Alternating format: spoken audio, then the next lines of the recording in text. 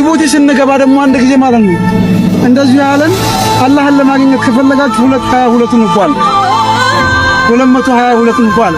ኡስታዝ ምን ማለት ነው 222 ማለት አሉ በጅቡቲ አቆጣጠር 2 ሰዓት ማለት ከሌሊቱ 8 ሰዓት መነሳት ማለት ነው ሁለተኛው 2 ደግሞ 2 ረካዓ መስገድ ነው አሉ ሶስተኛው 2 በሁለት አይነት እንባዱ ማለት ነው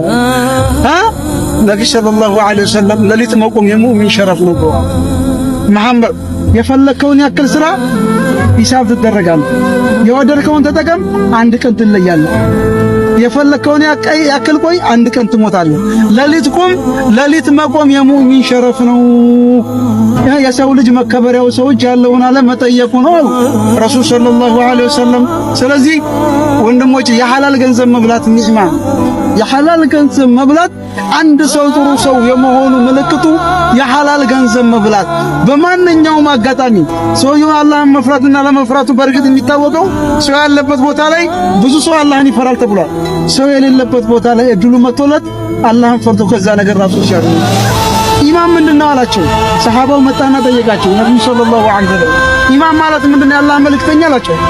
ጥሩ ነገር ስትሰራ ደስ ካለ አሉት መጥፎ ነገርስ ደግሞ